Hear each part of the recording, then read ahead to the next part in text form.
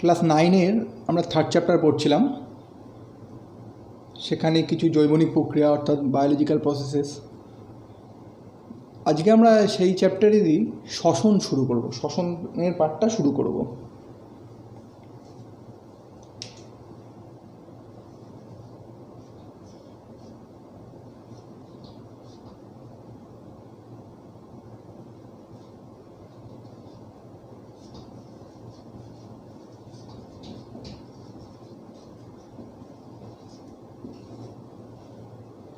শ্বসন বা রেসপিরেশন। আমরা কিছু জিনিস আমাদের নিজস্ব কিছু জিনিস বা প্রাণীর বা উদ্ভিদের কিছু জিনিসের বিষয়ে একটু আলোচনা করি আগে। আমাদের প্রতিনিয়ত কাজ করতে হয়, নিজের জেনেও করি, অজান্তেও করি। অর্থাৎ আমরা যখন যেমন চলাফেরা চলন গমন হচ্ছে, তেমনি আমাদের অজান্তে আমাদের বৃদ্ধি হচ্ছে, কোষ বিভাজন হচ্ছে, যার জন্য ইভেন আমরা যখন ঘুমিয়ে আছি তখনও কিন্তু আমাদের শরীরে নানাবিধ বিপাক্রিয়া চলছে। এই সমস্ত ব্যাপারের জন্য, সমস্ত বিষয়ের জন্য কিন্তু শক্তির প্রয়োজন। আমরা অনেকেই জানি যে আমরা এই শক্তিটা পাই খাবার বা খাদ্য থেকে, কিন্তু আমরা খাবার বা খাদ্য থেকে যে শক্তিটা পাই সেই শক্তিটা কিন্তু সরাসরি কাজে লাগে না। অর্থাৎ খাবারের মধ্যে যে থাকে হচ্ছে স্থৈতিক শক্তি বা স্থিতিশক্তি, এই শক্তিটাকে গতিশক্তিতে রূপান্তর করতে হয়। তেমনি উদ্ভিদ নিজের খাদ্য নিজে তৈরি করে। সালোক সংশ্লেষ প্রক্রিয়ায় সূর্যালোকের শক্তিকে সে ট্র্যাপ করে খাবারের মধ্যে রেখে দেয়। উদ্ভিদও কিন্তু সেই খাবারের যে শক্তি আছে সেই শক্তিটা কিন্তু ডাইরেক্টলি ইউজ করতে পারে না, অর্থাৎ তাকেও কিছু পরিবর্তন করতে হয় সেই খাবারের শক্তিকে।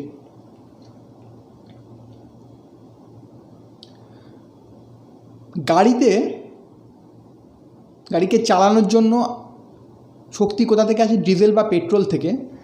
সেই পেট্রোল বা ডিজেল গাড়িতে ঢেলে দিলেই কিন্তু গাড়ি চলবে না। সেই পেট্রোল বা ডিজেলকে পোড়ানোর জন্য গাড়ির ইঞ্জিনকে অন করতে হবে। তেমনি বা বিদ্যুৎ তৈরির ক্ষেত্রেই বলি, শুধু কয়লা দিলেই বিদ্যুৎ তৈরি হবে না, কয়লাকে পোড়াতে হবে। খুব সাধারণ কথায় বলতে গেলে আমাদের যে খাবারটা খাচ্ছি সেই খাবারটাকেও কিন্তু পোড়াতে হয়। যদি না পোড়াতে পারি তাহলে খাবারের মধ্যে যে স্থিতিশক্তি বা স্থৈতিক শক্তি থাকে সেটাকে আমরা গতিশক্তিতে কনভার্ট করতে পারবো না, বা উদ্ভিদও পারবে না। আর যদি গতিশক্তিতে কনভার্ট করা না যায় তাহলে কিন্তু সেই খাদ্যের যে শক্তিটা আছে সেই শক্তিটা কোনো কাজে আসবে না। কি হয় শ্বসন প্রক্রিয়ায়? আমরা একটু রিয়াকশান লেখার মাধ্যমে দেখি। আমরা প্রোটিন, কার্বোহাইড্রেট, ফ্যাট সব রকমের খাবার খেলেও কার্বোহাইড্রেট অর্থাৎ গ্লুকোজ হচ্ছে একদম প্রাইমারি শ্বসন বস্তু বা খাদ্য হিসাবে ব্যবহৃত হচ্ছে। তাহলে আমরা গ্লুকোজকে যদি লিখি,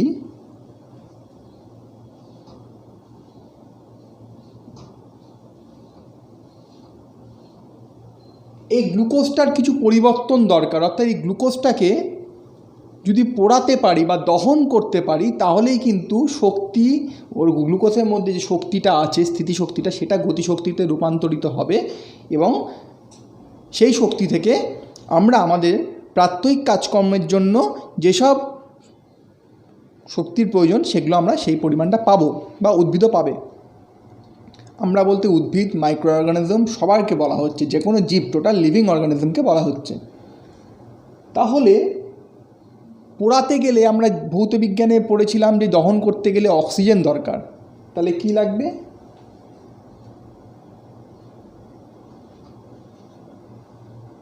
অক্সিজেন। তৈরি হবে কি?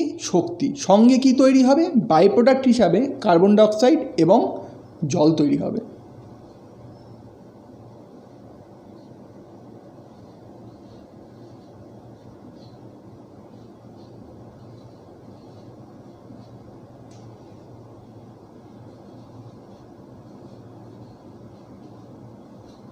কি শক্তি, কতটা পরিমাণ শক্তি এই মুহূর্তে লিখছি না, পরবর্তী ক্ষেত্রে আমরা এই আলোচনায় আবার ফিরবো যখন, তখন এটা নিয়ে ডিটেলসে আলোচনা করা যাবে।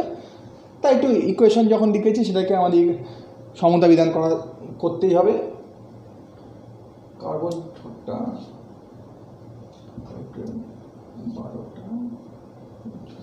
এ মোটামুটি সমতা বিধান হলো। তাই এখানে আমরা দেখছি যে অক্সিজেন লাগছে এবং কার্বন ডাইঅক্সাইড এবং জল তৈরি হচ্ছে। কার্বন ডাইঅক্সাইড কিন্তু আমরা সবাই জানি যে দূষিত পদার্থ, তাই এই কার্বন ডাইঅক্সাইডকে কিন্তু পরিবেশে ফিরে আসতে হবে। অক্সিজেন যেমন পরিবেশ থেকে নিতে হবে, তেমনি কার্বন ডাইঅক্সাইড পরিবেশে ফিরে আসতে হবে। কোষের মধ্যে থাকলে হবে না, কারণ এটা টক্সিক।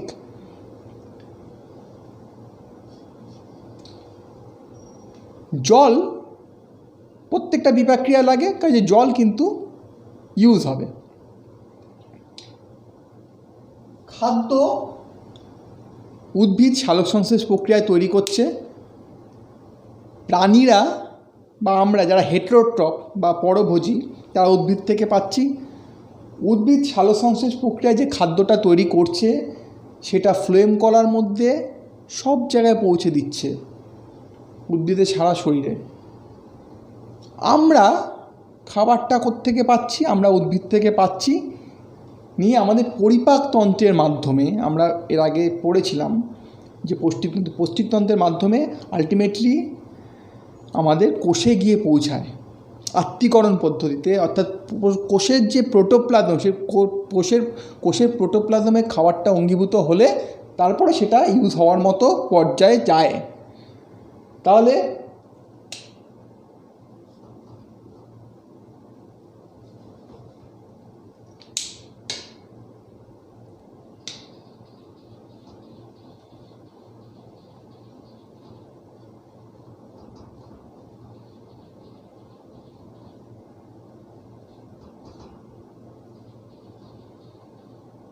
সালোকসংশ্লেষ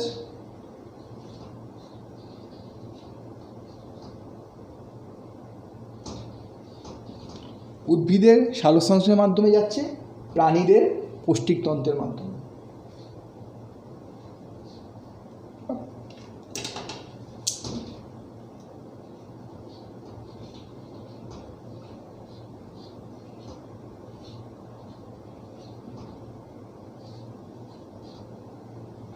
প্রাণীদের পরিপাকতন্ত্রের মাধ্যমে যাচ্ছে।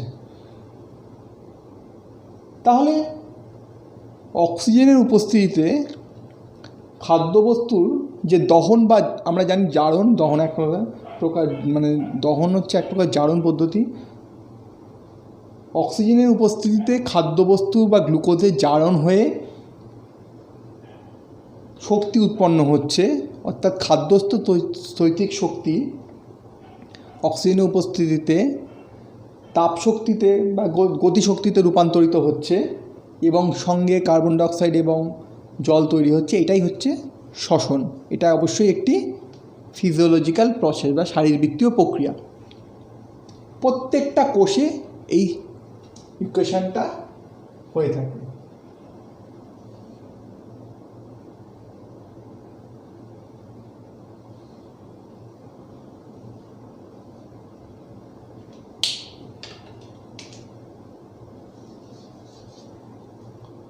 প্রত্যেকটা কোষে হয়ে থাকে। এই জন্য এই প্রসেসটাকে বলা হয়, এই রাসায়নিক প্রক্রিয়া, জৈব রাসায়নিক প্রক্রিয়াটাকে বলা হয় সেলুলার রেসপিরেশন বা ইন্টারনাল শ্বসন বা অন্তঃশ্বসন।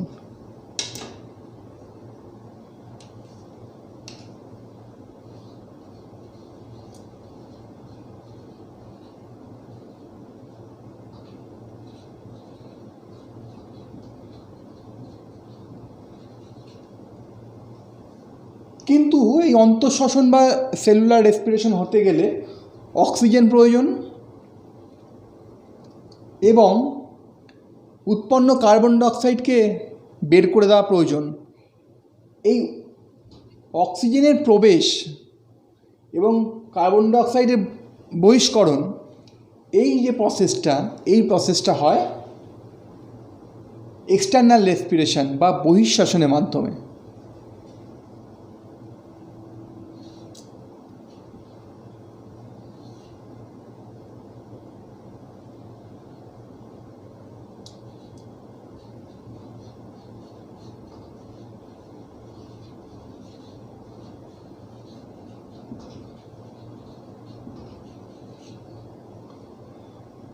অর্থাৎ সেলুলার রেসপিরেশনটা হচ্ছে একটা জৈবিক এবং রাসায়নিক প্রক্রিয়া, জৈব রাসায়নিক প্রক্রিয়া। অন্যদিকে এক্সটার্নাল রেসপিরেশনটা কিন্তু রাসায়নিক প্রক্রিয়া একেবারেই নয়, এটা কিন্তু একটা ভৌত প্রক্রিয়া যার মাধ্যমে অক্সিজেন প্রবেশ করছে এবং কার্বন ডাইঅক্সাইড বেরিয়ে আসছে।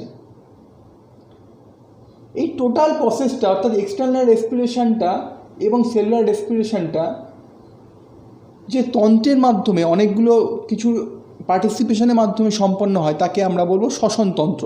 অর্থাৎ যার মাধ্যমে অক্সিজেন ঢুকবে এবং কার্বন ডাইঅক্সাইড বেরোবে সেটা শ্বসনতন্ত্র।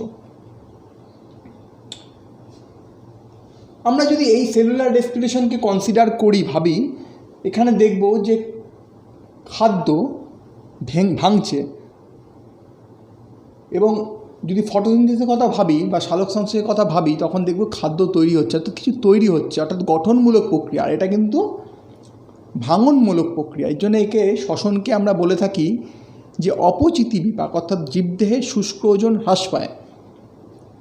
এর জন্য একে আমরা বলি অপচিতি বিপাক বা ক্যাটাবলিজম।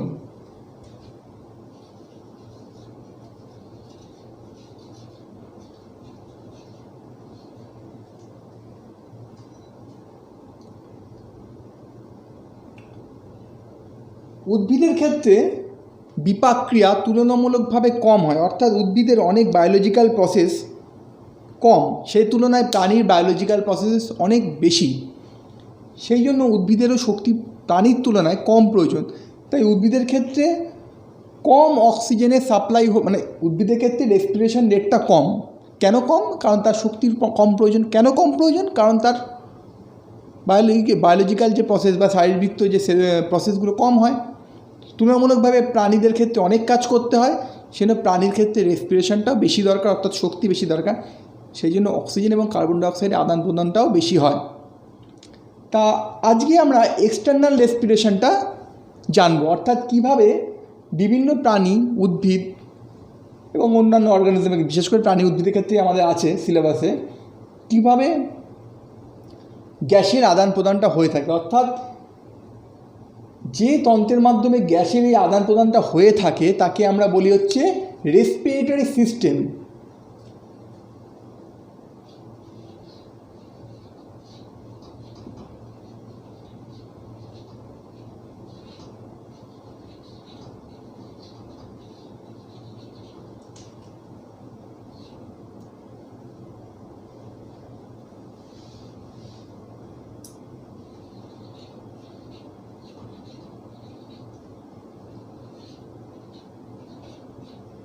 শ্বসনতন্ত্র বা রেসপিরেটরি সিস্টেম, যার মধ্যে অক্সিজেনের প্রবেশ এবং কার্বন ডাইঅক্সাইডের বহিষ্করণ যে তন্ত্রের মাধ্যমে হয়ে থাকে তাকে শ্বসনতন্ত্র বা রেসপিরেটরি সিস্টেম আমরা বলবো।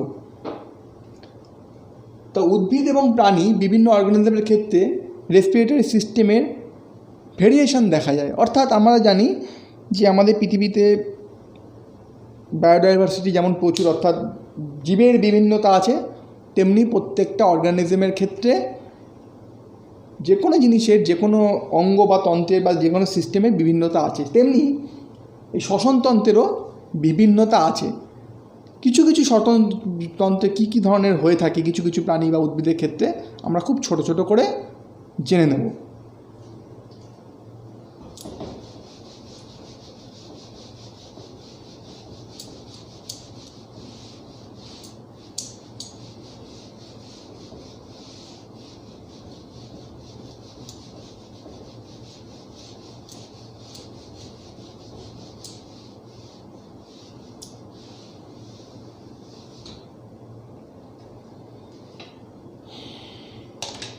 শুরু করি উদ্ভিদের শ্বসনতন্ত্র।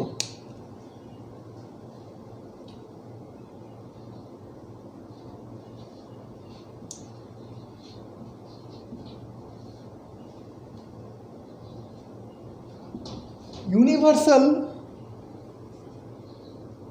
ওয়ে যার মাধ্যমে অক্সিজেন এবং কার্বন ডাইঅক্সাইডের আদান প্রদান উদ্ভিদের ক্ষেত্রে হয়ে থাকে, অর্থাৎ যেটা সবচেয়ে কমন, সেটা হচ্ছে আমরা অলরেডি আগে পড়ে এসেছি স্টোমাটা বা পত্ররন্ধ্র।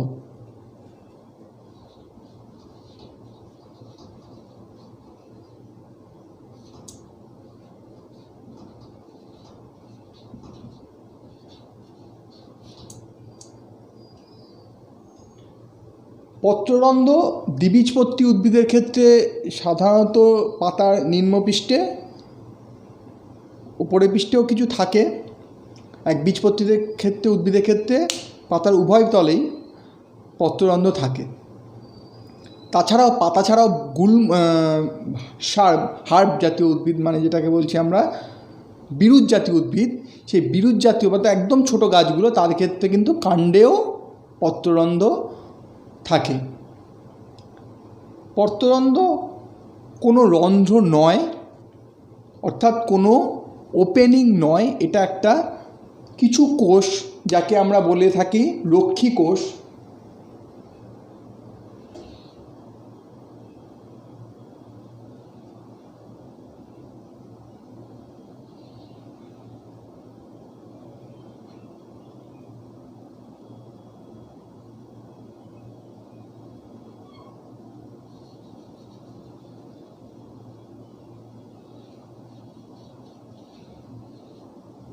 রক্ষী কোষ বা গার্ড সেল।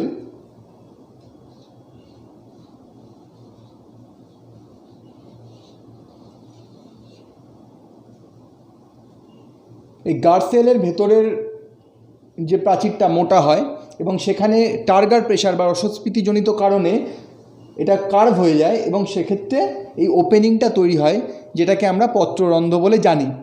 এর মাধ্যমে গ্যাসের আদান প্রদান, অর্থাৎ অক্সিজেনের প্রবেশ এবং কার্বন ডাইঅক্সাইডের বহিষ্করণ হয়ে থাকে। এটা সবচেয়ে কমন। 2 নম্বর আমরা যেটা পড়ব সেটা হচ্ছে লেন্টিসেল।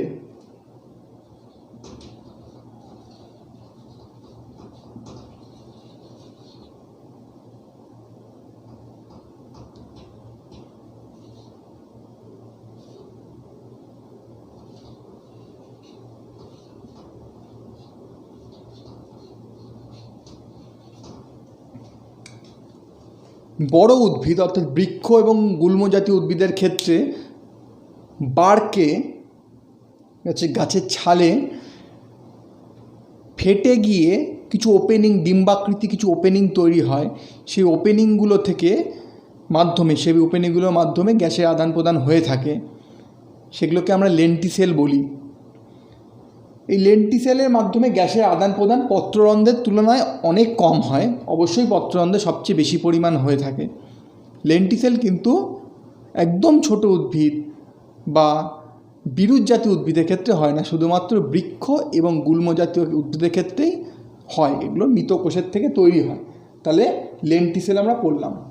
3 নম্বরটা খুব রেয়ার, কিছু নির্দিষ্ট প্রজাতি, কিছু নির্দিষ্ট ধরনের উদ্ভিদে বাসস্থান এবং বসবাসকারী উদ্ভিদের ক্ষেত্রে হয়। সেটাকে বলবো আমরা শ্বাসমূল বা নিউম্যাটোফোর।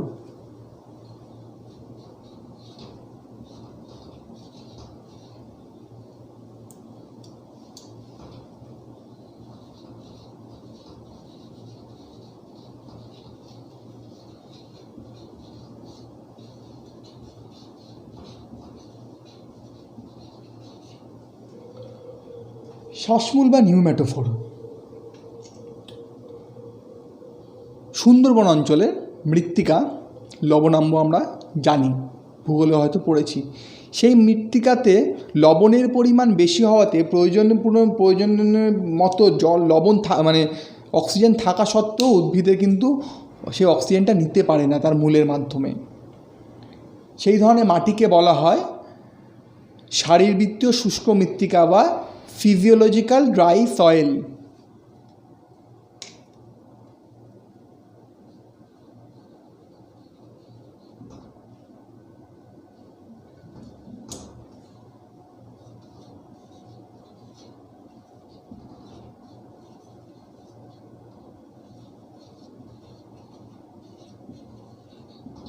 বা শারীরবৃত্তীয় শুষ্ক মৃত্তিকা।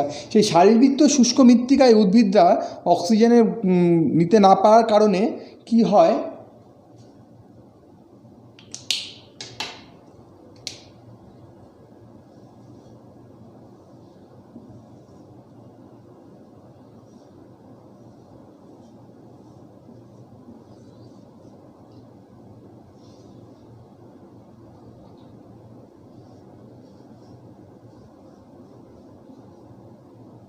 এরকম শ্বাসমূল তৈরি হয়। ঠিক আছে, এই শ্বাসমূলগুলো বাতাসের অক্সিজেনকে ডিরেক্টলি নিতে পারে এবং কার্বন ডাইঅক্সাইডকেও ত্যাগ করতে পারে। এই একটা উপায় হচ্ছে উদ্ভিদের রেসপিরেটর গ্যাসের আদান প্রদানের। তো আমরা বলছিলাম যে যেমনি যে উদ্ভিদের ক্ষেত্রে যেহেতু বায়োলজিক্যাল প্রসেসেস বা শারীরবৃত্তীয় প্রক্রিয়াগুলি অনেক কম, ফিজিওলজিক্যাল প্রসেসেসগুলো, তাই উদ্ভিদের ক্ষেত্রে শক্তির প্রয়োজন কম এবং সেই ক্ষেত্রে শ্বসনের পরিমাণও কম এবং সেই জন্য গ্যাসের আদান প্রদানও তুলনামূলকভাবে প্রাণীদের ক্ষেত্রে কম হয়ে থাকে। এবং এই পদ্ধতি, এই ওয়েগুলোর মাধ্যমে কিন্তু উদ্ভিদের ক্ষেত্রে গ্যাসের আদান প্রদান বা অক্সিজেনের প্রবেশ এবং কার্বন ডাইঅক্সাইডের বর্জন হয়ে থাকে। নেক্সট আমরা দেখব প্রাণীদের ক্ষেত্রে কি কি আছে।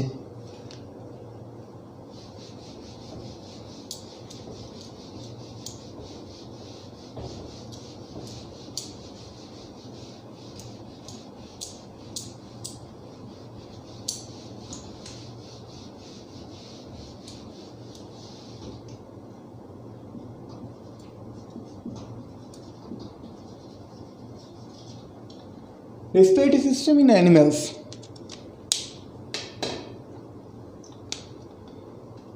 একদম এককোষী প্রাণী বলতে আমরা অ্যামিবাকে বুঝি। এরা জলে বসবাস করে। অ্যামিবার ক্ষেত্রে কিন্তু একটাই কোষ থাকার জন্য এদের গ্যাসের আদান প্রদানটা অর্থাৎ অক্সিজেন এবং কার্বন ডাইঅক্সাইডের আদান প্রদানটা পারিপার্শ্বিকের তুলনায় অনেক সহজ। সেক্ষেত্রে ওদের পুরো কোষের সারফেস, পুরো সেল সারফেসটা দিয়ে কিন্তু সাপোজ অ্যামিবা নিউক্লিয়াস আছে, টোটাল সেল সারফেসটা দিয়ে কিন্তু এরা এখানে রেসপিরেশন হলো, CO2 অক্সিজেন দরকার, বাতাসে অক্সিজেনের যে পার্শিয়াল প্রেশার পরিমাণ বা পার্শিয়াল প্রেশার বা আংশিক চাপ, সেই তুলনায় ভেতরে আংশিক চাপ কম হওয়ার অক্সিজেন ভেতরে প্রবেশ করে এবং শ্বসন হয়। শ্বসন হওয়ার ফলে CO2 তৈরি হয়। CO2 তৈরি হলো, কোষের মধ্যে CO2-র পরিমাণ বা পার্শিয়াল প্রেশার যেটাকে বলি সেটা বেশি হয় বাইরের তুলনায়, বাইরে বেরিয়ে যায়। এই সব ক্ষেত্রে যে অক্সিজেনের এক্সচেঞ্জ হচ্ছে উদ্ভিদের ক্ষেত্রেও বা প্রাণীর ক্ষেত্রেও বাতাসের পরিবেশের সঙ্গে, এটা যে প্রক্রিয়া হয় আমরা আগে অবশ্যই আলোচনা করেছি, সেটাকে আমরা বলি হচ্ছে ব্যাপন প্রক্রিয়া বা ডিফিউশন। এই ডিফিউশন পদ্ধতিতে এইভাবে অ্যামিবার ক্ষেত্রে হয়ে থাকে টোটাল সেল সারফেস দিয়ে। এই জন্য একে আমরা বলি যে কোষতল বা দেহতল।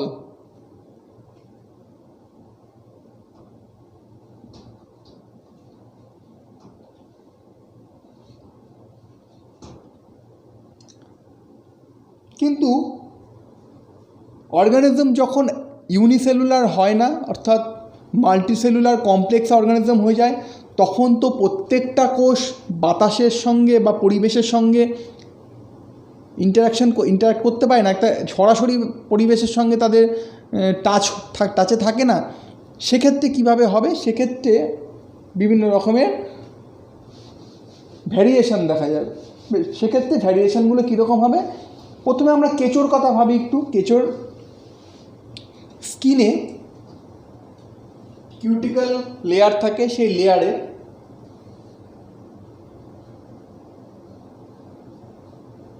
এবং খণ্ড খণ্ড কেঁচোর দেহ,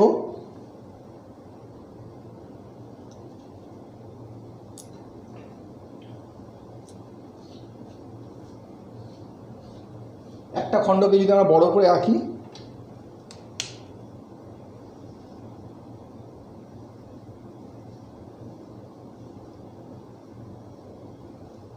এরকম রক্তবাহ দেখা যায়। স্কিনের মধ্যে রক্তবাহ, কেঁচো স্কিনটা পাতলা হয় এবং স্যাঁতসেঁতে হয় এবং রক্তবাহগুলি একদম স্কিনের ওপরের তলে থাকে এবং সেখানে এই রক্তবাহগুলির মধ্যে অক্সিজেনের যখন পার্শিয়াল প্রেশার কম হয় বায়ুমণ্ডলের বাতাসের তুলনায়, তখন অক্সিজেন প্রবেশ করে। ঠিক একইভাবে অ্যামিবাতে যেমন বললাম, যখন কার্বন ডাইঅক্সাইডের ঘনত্ব বেড়ে যায়, অর্থাৎ শ্বসনের ফলে যখন কার্বন ডাইঅক্সাইডের পরিমাণ বেড়ে যায়, ঠিক তেমনভাবেই বাতাসে কার্বন ডাইঅক্সাইড ফিরে যায়। এটা হচ্ছে তার মানে দেহ ত্বক দ্বারা হলো, দেহ ত্বক কেঁচোর ক্ষেত্রে হয়ে থাকে।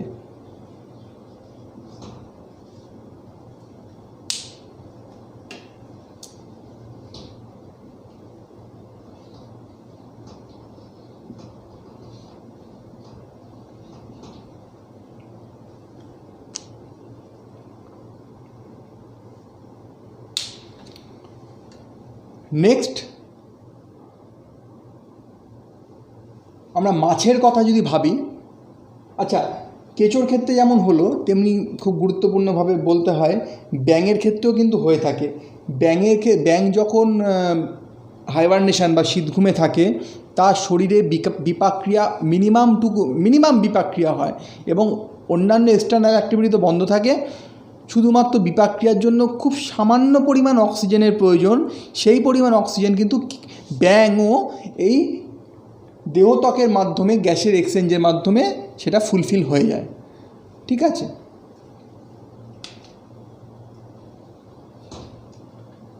নেক্সট আছে আমরা মাছের কথা ভাবি। মাছে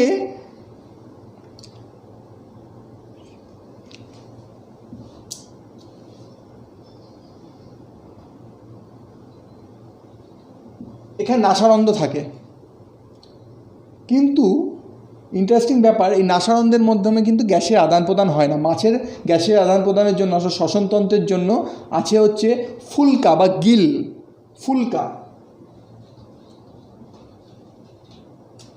ফুলকাতে চিরুনির মতো দেখতে ফুলকা, সেই ফুলকার একটা পাতলা আবরণ দ্বারা ঢাকা থাকে এবং সেই আবরণের নিচে রক্তবাহ থাকে। ওই চিরুনির মতো যে অংশগুলো তার গায়ে লাগানো রক্তবাহ থাকে এবং পাতলা আবরণ দ্বারা ঢাকা থাকে। এইবার এই নাসারন্ধ্রের মাধ্যমে অক্সিজেনযুক্ত জল বা জলটা প্রবেশ করে এবং ফুলকার ওপর দিয়ে সেই জলের ফ্লো হয়। জলের ফ্লো যখন ফুলকার ওপর দিয়ে যায় তখন সেখানে ওই ফুলকার মাধ্যমে গ্যাসের আদান প্রদান হয়ে থাকে, অর্থাৎ অক্সিজেন প্রবেশ করে, কার্বন ডাইঅক্সাইড প্রয়োজন যেটা জমে থাকে সেটা বেরিয়ে যায়। এটা মোলাস্কা পর্বের প্রাণীদের ক্ষেত্রেও ফুলকা ধরনের কিছু ফুলকার মতনই অঙ্গ দিয়ে কিন্তু এইরকম গ্যাসের আদান প্রদান হয়ে থাকে। এই মাছগুলো তাহলে আমরা একটা যেখানে জিনিস দেখলাম যে নাসারন্ধ্রের মাধ্যমে কিন্তু ডিরেক্ট অক্সিজেন ঢুকছে না, জল ঢুকছে, সেই জলের মধ্যে দ্রবীভূত অক্সিজেন আলটিমেটলি গিলস বা ফুলকার মাধ্যমেই কিন্তু হয়ে থাকছে গ্যাসের আদান প্রদান। নেক্সট আছে হচ্ছে আমরা যদি অতিরিক্ত মাছের কথা যখন আসলো তখন আমরা যদি অতিরিক্ত শ্বাসযন্ত্রের কথা ভাবি,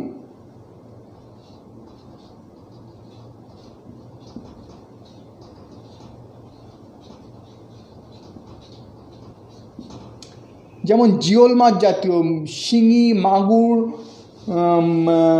কই মাছ, এদের ক্ষেত্রে এরা জলাশয়ের একদম নিচের তলে অবস্থান করে। জলাশয়ের একদম নিচের তলে অবস্থান করার জন্য যেখানে কাদা থাকে এবং কাদা থাকার জন্য সেখানে অক্সিজেনের পরিমাণ প্রচণ্ড কম থাকে অন্যান্য ওপরের লেয়ারের তুলনায়। যেসব লেয়ারে কাতলা মাছ, রুই মাছ এরম থাকে সেই তুলনায় কিন্তু এখানে কিন্তু জলে অক্সিজেনের পরিমাণ প্রচণ্ড কম থাকে কাদা জলের। এবং গ্রীষ্মকালে যখন জল শুকিয়ে যায় সেক্ষেত্রে জলে অক্সিজেনের পরিমাণ আরও কমে যায়। শিঙি, মাগুর, কই, এই জিওল মাছগুলো তখন তাদের প্রয়োজনীয় যে অক্সিজেন কখনো বাতাস থেকেও নিতে থাকে এবং তার জন্য থাকে হচ্ছে অতিরিক্ত শ্বাসযন্ত্র, বা অনেক সময় তারা জলাশয় চেঞ্জ করে। বর্ষাকালে সেই জলাশয় চেঞ্জ করার সময় এক জলাশয় থেকে যখন অন্য জলাশয়ে যায় তখন তারা কিন্তু বাতাস থেকে অক্সিজেন নিয়ে থাকে এবং কার্বন ডাইঅক্সাইড ত্যাগ করে থাকে। তারা তাদের অতিরিক্ত শ্বাসযন্ত্রগুলো বিভিন্ন রকমের হয়ে থাকে। কই মাছের ক্ষেত্রে ফুলের মতো হয়ে থাকে, মাগুর মাছের ক্ষেত্রে বৃক্ষের মতো হয়ে থাকে, শিঙি মাছের ক্ষেত্রে নলের মতো হয়ে থাকে, ভ্যারাইটিস থাকে এবং তাদের অবস্থানে একটু পার্থক্য আছে। এই হচ্ছে অতিরিক্ত শ্বাসযন্ত্র। পতঙ্গ শ্রেণীর প্রাণীর ক্ষেত্রে যদি আমরা বলি, পতঙ্গ শ্রেণীর প্রাণীর ক্ষেত্রে ট্রাকিয়া বা শ্বাসনলের মাধ্যমে এদের গ্যাসের আদান প্রদান হয়ে থাকে।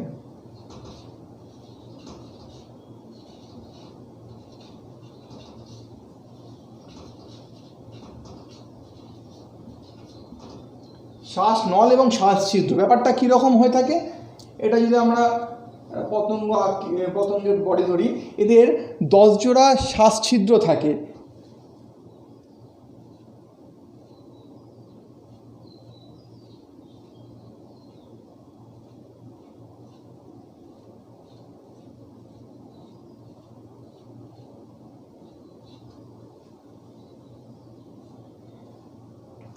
ওপরে 2 জোড়া থাকে বক্ষে, এবং বক্ষে 2 জোড়া এবং বাকি 8 জোড়া থাকে উদরে।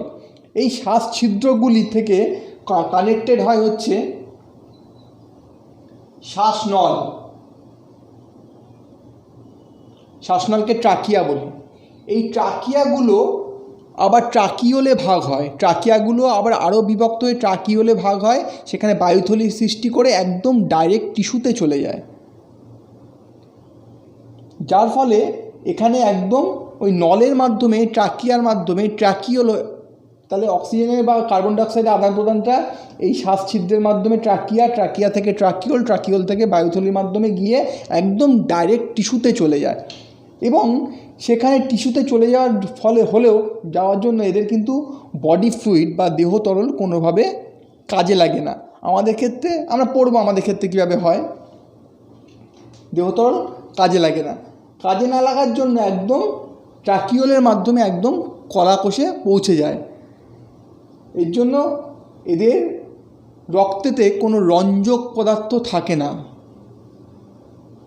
আর কেঁচোর কথা বলছিলাম, কেঁচোর রক্তে রঞ্জক পদার্থ যেটা থাকে সেটা রক্তে হিমোগ্লোবিনে রক্তে লোহিত রক্তকণিকায় থাকে না, সেটা রক্ত রসের মধ্যেই থেকে যায়। এদের ক্ষেত্রে রক্ত কণিকা মানে শ্বাসরঞ্জক কোনো প্রয়োজন হয় না, কারণ ডিরেক্টলি অক্সিজেন বা কার্বন ডাইঅক্সাইড কলাকোষের মাধ্যমে এই ট্রাকিয়ার মাধ্যমে কলাকোষের সঙ্গে আদান প্রদান ঘটে থাকে। এটা পতঙ্গ শ্রেণীর ক্ষেত্রে দেখা যায়। নেক্সট আমরা ফুসফুস বা ভার্টিব্রেটের ক্ষেত্রে ফুসফুস পড়ব, সেটা এর মধ্যে পড়ছি না। তাহলে আজকে আমরা শ্বসন কী, এক্সটার্নাল রেসপিরেশন, ইন্টারনাল রেসপিরেশন, এই জায়গাটা দেখলাম। এবং তারপরে উদ্ভিদের বিভিন্ন রকম শ্বসনতন্ত্র, প্রাণীদের বিভিন্ন রকম শ্বসনতন্ত্র, প্রাণীদেরটা মোটেও একদমই কমপ্লিট হয়নি, কিছুটা পড়লাম। আর সেখানে আমরা দেহতল, দেহত্বক, ফুলকা, অতিরিক্ত শ্বাসযন্ত্র, শ্বাসছিদ্র, শ্বাসনল, এগুলো সম্বন্ধে জানলাম। নেক্সট দিনকে আমরা প্রাণীদের শ্বসনাঙ্গ, রেসপিরেটরি সিস্টেম, ফুসফুসের কথা জানব। ধন্যবাদ।